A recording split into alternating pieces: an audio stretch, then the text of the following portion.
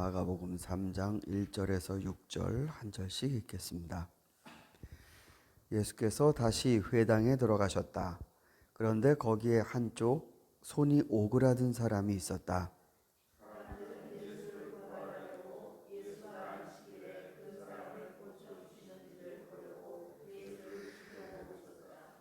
예수께서 손이 오그라든 사람에게 말씀하셨다. 일어나서 가운데로 나오너라.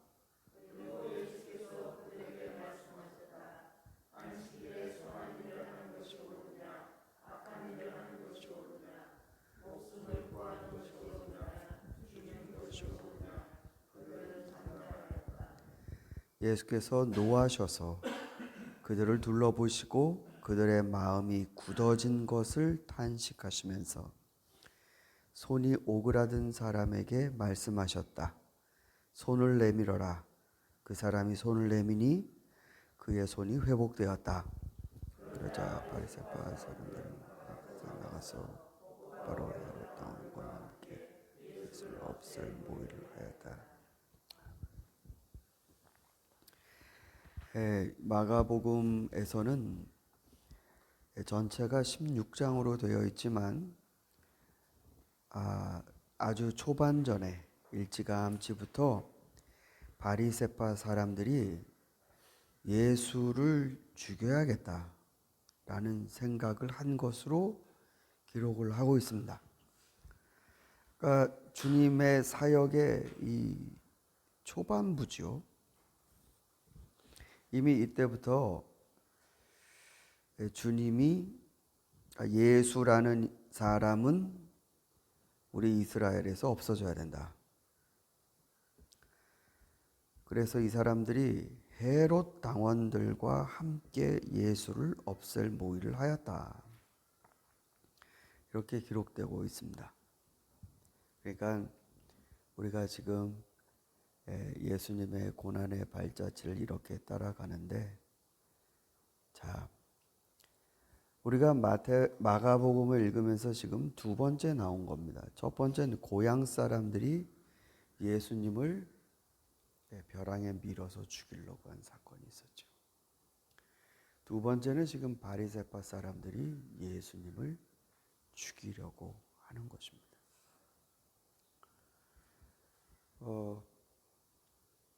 이게 예수님이 십자가에 돌아가시는 이유가 된다는 것을 우리는 명심해야 됩니다. 그러니까 왜 돌아가셨는가, 뭐 우리 죄 때문이다. 그건 맞는 말이지만 실질적으로 어떤 사건과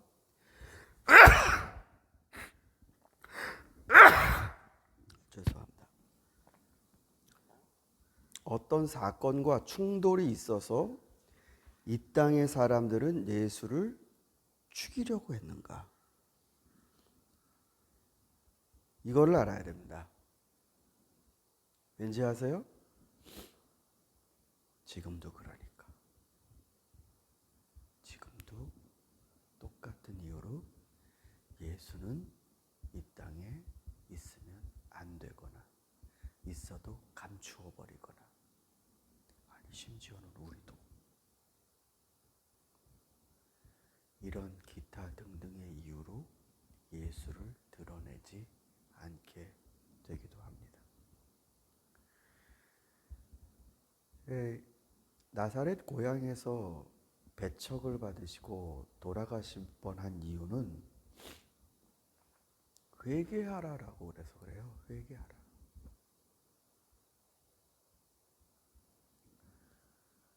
너희 회개하라. 한참이나 못 살고 한이 많은 고향 사람들인데 좀 인물이 나갔고 얼마나 대단한지, 우리 고향에 정말 큰 기여를 할 수 있지 않을까. 근데 와서 한다는 얘기가 회개하라. 그러니까 자기 자신의 죄를 지적해 주는 메시아였습니다. 여러분은 어떠실 것 같아요? 주님이 여러분을 만나셨어요, 처음에. 우리 필요한 거 모르시겠어요? 고향 사람들이 무슨 한을 갖고 있는지 모르셨겠어요. 거기서 자라셨는데. 우리의 아픔들을 모르시겠어요? 근데 주님이 우리에게 제일 먼저 하시는 말씀이라면 제 생각엔 윤명훈 목사 회개하라. 도끼가 이미 뿌리까지 왔다. 회개하라. 이거는 벌하시려고 하시는 말씀이 아니라 살리려고 하시는 말씀이지요. 저 하늘에서부터 여기까지 이렇게 오신 이유가 이 말씀 하시려고. 너 회개하라. 그 다음 바리새파 사람들이 예수를 죽여야겠다라고 생각한 건 비단 요한 이 손이 오그라든 사람을 안식일에 고치신 요 한 사건이 아닙니다. 그 이전에 문둥병자를 고치셨어요. 문둥병자 손대면 안 되죠. 그것도 정결예법에 어긋나는 일이죠. 중풍병자를 고치셨어요. 그때는 아예 네 죄가 용서받았다. 아니 이거는 하나님만 하실 수 있는 일인데 이 자가 도대체 뭔데 이런 말을 하는가. 그러니까 이런 게 계속 쌓여 있습니다. 요한과 바리새파 제자들은 금식하는데 왜 당신네 제자들은 이렇게 먹고 막 이럽니까? 당신들은 왜 세리나 죄인들과 같은 사람과 밥을 먹습니까? 이런 게 쌓였어요. 그러다가 오늘 본격적으로 계기가 된 겁니다. 이 안식일에 손이 오그라든 양쪽 손이 아니고 한쪽 손이에요. 왼손인지 오른손인지 나오진 않았습니다만 손이 오그라든 사람이 그 회당에 있었습니다. 근데 예수님이 이번에는 이 사람이 와갖고 예수님께 고쳐주십시오. 당신이 원하시면 할 수 있습니다. 이렇게 말씀하신 게 아니고 예수님이 발견했어요. 회당에 이렇게 사람들이 있는데 이렇게 저 옆에 있는 사람을 보니까 한쪽 손이 오그라들어 있었어요.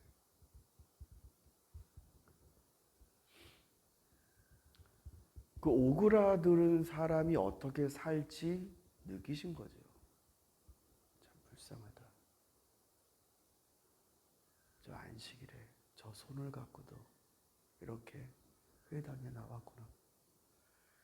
그 사람은 임금을 얼마나 받을까요? 손이 한쪽이 오그라들었으면 무슨 일을 할 수 있을까요? 기술직은 못할 것 같습니다. 이 사람이 그물을 잡을 수 있겠습니까? 망치질을 하면서 목술을 할 수 있겠습니까? 보통 사람들보다 못하면 못했을 겁니다. 벌이도 그렇고 삶의 수준도 그렇고. 근데 주님은 그게 딱 했습니다. 안식일에 하나님이 평안과 쉼을 주시는 그 날에 그 상처와 아픔을 가지고 나왔습니다. 그 모습이 주님의 마음속에 걸렸습니다. 이 가운데로 나오시오. 그러면서 주님이 고쳐주셨지요. 그러나 이 마가복음에서 치유 기사는 충돌 기사로 곧장 연결됩니다. 다 읽었습니다. 여기까지. 그러니까 이게 할렐루야로 끝나지 않아요. 뭐 주님 영광 돌리고 사람들이 예수 그리스도를 믿게 되었다 이런 쪽으로 가는 본문은 별로 없고요. 고쳐주셨다라고 난 다음에 충돌 기사가 나옵니다. 이번에도 사람들이 아이고 우리 김 집사님, 아유 우리 박 집사님, 이 집사님, 야 저 오랫동안 고생하던 손이 다 났네. 할렐루야. 이런 게 아니고요. 저 봐라. 안식일에 하나님이 하지 말라고 하는 일을 하네. 이렇게 반응했습니다.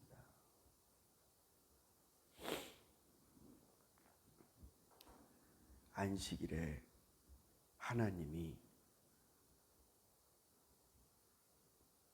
쉼을 명하셨는데 이런 생산적이고, 원래 이 치료 행위도 생산 행동으로 보기 때문에 이 유대인들의 전통 성경 외에 이들이 가지고 있는 전통을 기록한 책들이 있어요. 그 중에 뭐 탈무드도 있고 미드라시라는 것도 있고. 그런데 보면 굉장히 자세하게 기록이 되어 있습니다. 그러니까 하나님 말씀이 이렇게 명했으면 그거를 실질적으로 어떻게 적용해야 될까? 거리는 얼마나 가야 그게 노동하는 건가? 가기는 가되 삽이나 들것이나 뭔가 이렇게 자기의 벌이를 하려고 하는 연장을 들고 가면 그거는 위법한 거. 이런 조항들이 막 있습니다. 거기에 이제 걸리는 거죠. 예수님이 고쳐주신 건 의료 행위처럼 여겨지니까요. 저건 안식일에 해서는 안 되는 일인데. 자, 이렇게 생각을 하니까 주님이, 이건 마가복음에서 처음 나오는 표현이죠. 5절 노하셔서, 이 주님의 분노입니다. 노하셨대요. 생각이 그쪽으로 가는 게 화가 나셔서. 오그라든 사람이 하나님의 은혜를 안식일에 입는 것을 감격하는 쪽으로 마음이 가는 게 아니고 해서는 안 되는 짓을 했다는 쪽으로 가는 그 마음을 보시고 노하셔서.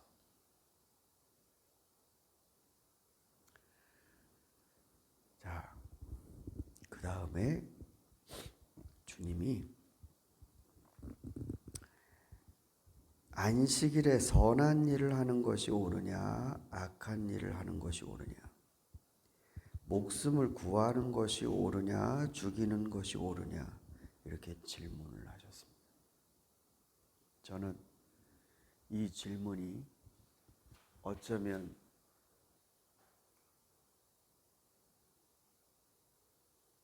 굉장히 위험하고요,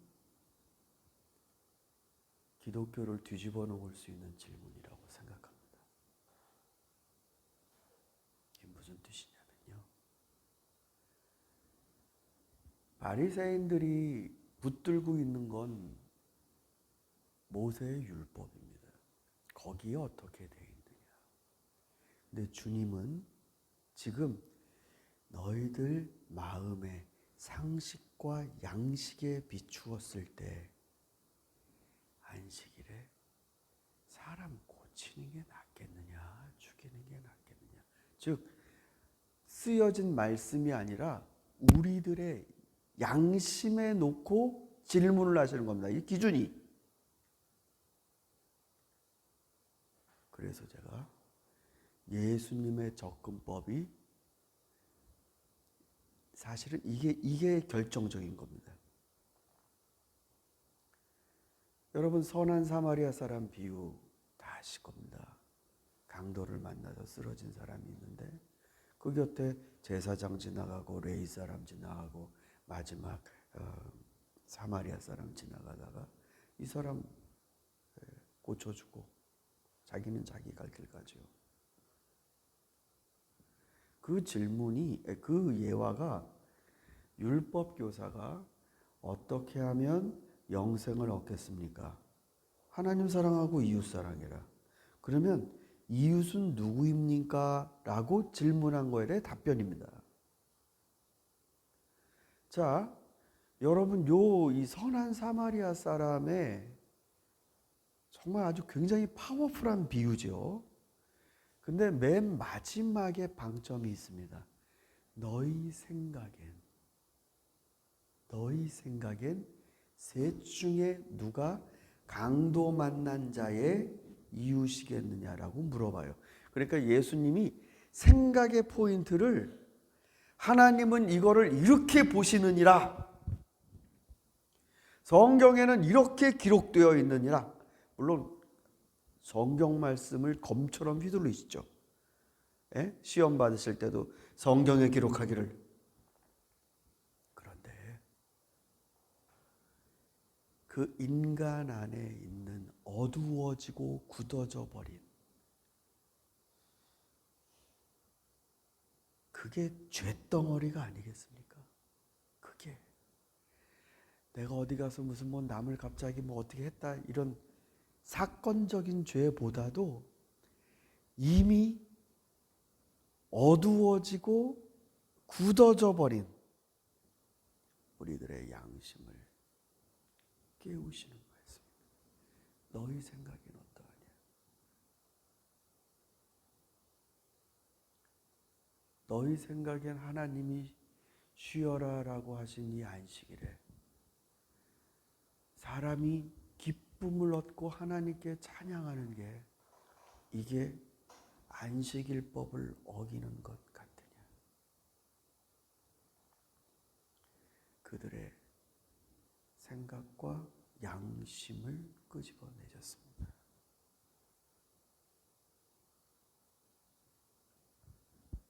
여러분, 우리 그리스도인들은 율법의 사람들이 아니라고 하죠. 우리는 거듭난 양심의 사람들입니다.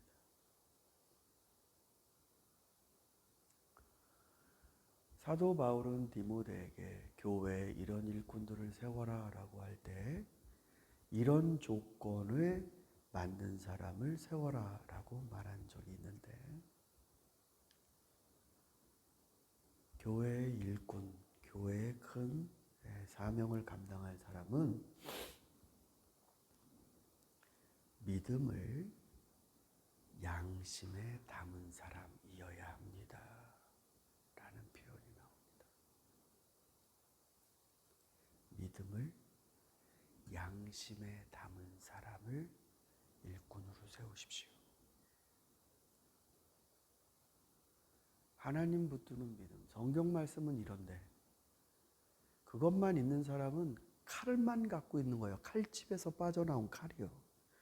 그건 반드시 누굴 봬도 이 피를 봅니다. 양심. 양심의 기능은 딴 거 없어요. 저 경우가 나라면 참 힘들겠다.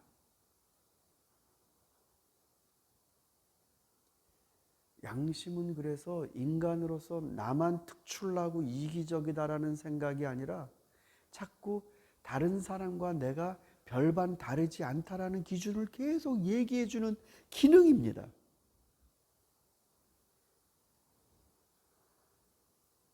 내가 이러면 안 되지. 양심이라는 것 안에 믿음을 담는 사람을 교회 일꾼으로 뽑으십시오. 너희 생각엔 어떠하냐? 손 오그라든 사람을 안식일에 고치는 게 옳으냐? 고통에 두는 게 옳으냐? 너희 생각엔 어떠하냐? 바리새인이, 이 제사장이, 레위인이 동족이라고 해갖고 그냥 지나가도 이 사람이 이웃이겠느냐? 전혀 유대 사람들이 상종하지 않지만 그가 국률이 여긴다면 강도 만난 사람 입장에선 누가 이웃이겠느냐? 양심과 상식에 물어보십니다. 저는 이게 우리 기독교의 새로운 생명력을 불어넣을 수 있는 파워라고 생각합니다.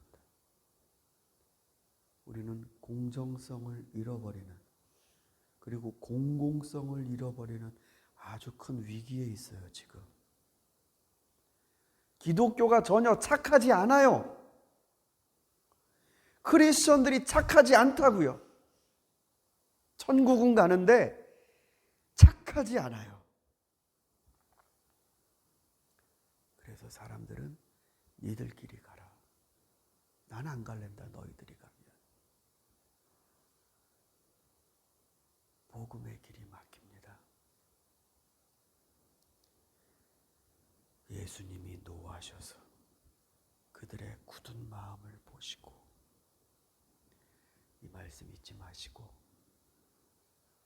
여러분 주님이 십자가의 은혜로 깨워주신 양심 내가 은혜를 이렇게 받았는데 이러면 안 되는데 그 양심 그것으로 주님 앞에 뜨겁게 다시 새 생명을 얻으시는 복된 그리스도인이 되시기를 바랍니다.